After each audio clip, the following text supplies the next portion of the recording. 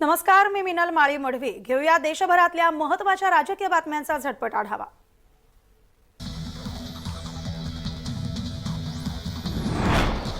मानहानी प्रकरणी खासदार संजय राऊत मालेगाव न्यायालयात गैरहजर होते. मराठा आरक्षणाच्या पार्श्वभूमीवर गावबंदी करण्यात आल्यामुळे न्यायालयात हजर राहणं शक्य नसल्याचा राऊत यांच्या वकिलांनी न्यायालयात अर्ज दिला होता.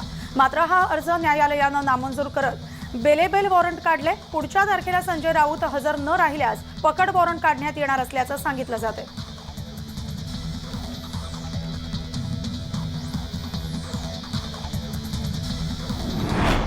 मराठ्यांचे ओबीसीकरण हे अन्यायपूर्ण आहे अशी प्रतिक्रिया ओबीसी नेते हरिभाऊ राठोड यांनी दिली.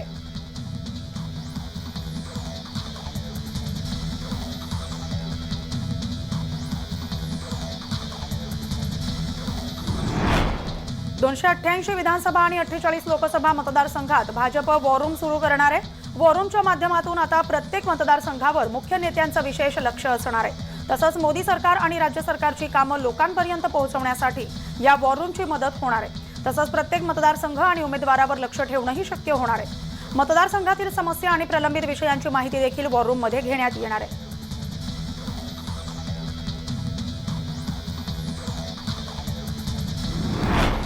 गणेशोत्सवात अनेक सेलिब्रिटी बोलवले जातात. तो ज्यावेळी रियालिटी शो जिंकला तेव्हा त्याच्यावर कोणता आरोप नव्हता अशी प्रतिक्रिया राज्याचे गृहमंत्री देवेंद्र फडणवीस यांनी दिली.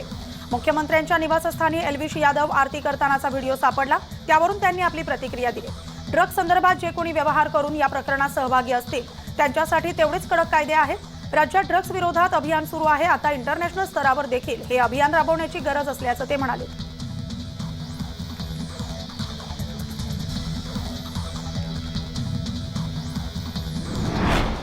राज्यात बांबू लागवडीची महत्वाकांक्षी योजना हाती घेण्यात येणार आहे. सातारा जिल्ह्यात मुख्यमंत्र्यांच्या मार्गदर्शनाखाली याचा पथदर्शी प्रकल्प राबवला जाणार आहे. या प्रकल्पासह कोयना धरणात राबवण्यात येणाऱ्या स्कुबा डायव्हिंग सारख्या जलपर्यटन प्रकल्पांचा आढावा घेण्यासाठी मुख्यमंत्री एकनाथ शिंदे शनिवारपासून सातारा जिल्ह्याच्या दौऱ्यावर आहेत.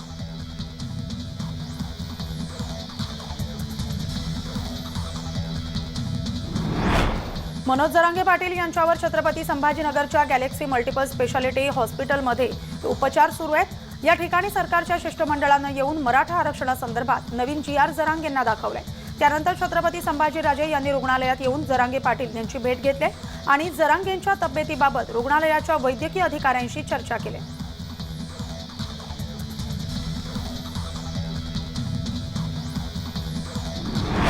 सरकारचा शासनादेश जरांगेंकडे सोपवण्यात आलाय. सरकारच्या शिष्टमंडळानं जरांगेंना त्यांची भेट घेतली आणि त्यांनी विचारपूस देखील केली. यावेळी त्यांनी शासनादेश सुपूर्द केलाय.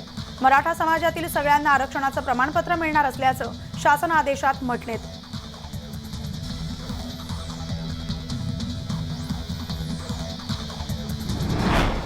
पाटणच्या लोकनेते बाळासाहेब देसाई सहकारी साखर कारखान्याच्या 50व्या गळीत हंगामाचा शुभारंभ झालाय. मंत्री शंभूराज देसाई, चेअरमन यशराज देसाई आणि ज्येष्ठ सभासद यांच्या हस्ते गव्हाणीत मोळी टाकून हा शुभारंभ करण्यात आलाय. उशिरा ऊसतोडणी झाल्यानं शेतकऱ्यांचं नुकसान टाळण्यासाठी या कारखान्यानं 50व्या हंगामापासून गाळप क्षमता वाढवली असल्याची माहिती चेअरमन यशराज देसाई यांनी दिली.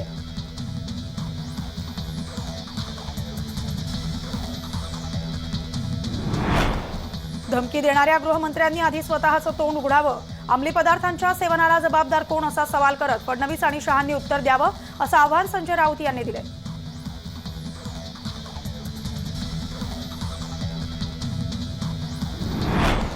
ड्रग्ज मुक्तीची सुरुवात मातोश्रीपासून करा. दुसऱ्यांना बोलण्यापूर्वी तुम्ही काचेच्या घरात राहता हे लक्षात ठेवा. उपमुख्यमंत्र्यांनी तोंड उघडलं तर तुमच्या मालकाचं कुटुंब आर्थर रोड तुरुंगात असेल. नितेश राणेंनी संजय राऊत यांच्यावर पलटवार केलाय.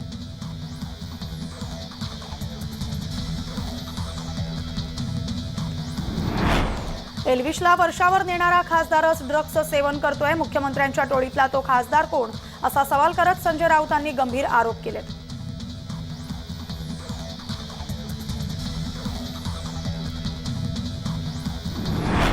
आदित्य डिनोसोबत काय करायचा असा सवाल भाजप आमदार नितेश राणे यांनी संजय राऊतांना केलाय.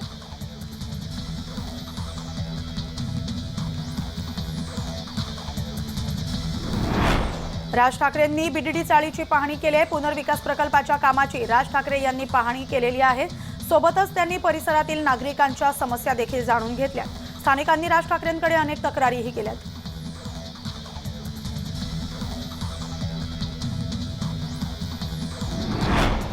स्वाभिमानी शेतकरी संघटनेचे नेते रविकांत तुपकर यांनी शेतकऱ्यांसाठी जी आपली एल्गार रथयात्रा सुरू करणार आहेत। मनोज जरांगे पाटलांच्या मराठा आरक्षणासाठीच्या उपोषणादरम्यान रविकांत तुपकर यांनी आपले आंदोलन स्थगित केलं होतं। मात्र आता मनोज जरांगे पाटील यांचं उपोषण सुटल्यानंतर पुन्हा एकदा रविकांत तुपकर हे विदर्भातील शेतकऱ्यांचे प्रश्न घेऊन रस्त्यावर उतरणार आहेत। 5 नोव्हेंबरपासून कापूस आणि सोयाबीन उत्पादक शेतकऱ्यांचे प्रश्न घेऊन रविकांत तुपकर बुलढाणा जिल्ह्यात एल्गार रथयात्रा काढत आहेत।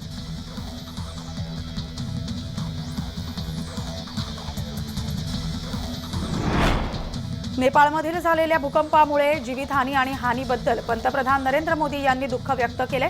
भारत नेपाळच्या लोकांसोबत एकजुटीने उभा आहे आणि शक्य ती सर्व मदत करण्यास तयार आहे। आमच्या सर्व संवेदना या परिवाराच्या सोबत आहेत। जखमींनी लवकर बरं व्हावं असं म्हणत नेपाळच्या घटनेवर मोदींनी ट्विट केलंय।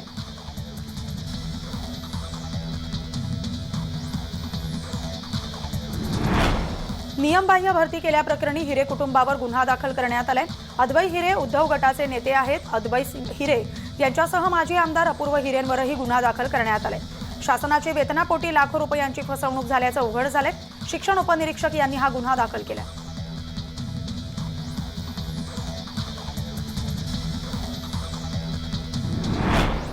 गोंदिया जिल्ह्यात 4 ग्रामपंचायतींची सार्वत्रिक तर 10 ग्रामपंचायतींमध्ये पोटनिवडणुकीसाठी आज मतदान होतंय। यामुळे निवडणूक असलेल्या गावांमध्ये राजकीय वातावरण तापलेलं दिसते। जिल्ह्यात 4 ग्रामपंचायतींमध्ये सार्वत्रिक निवडणूक होते। मतदानाद्वारे थेट जनतेतून सरपंचांची निवड केली जाणार आहे।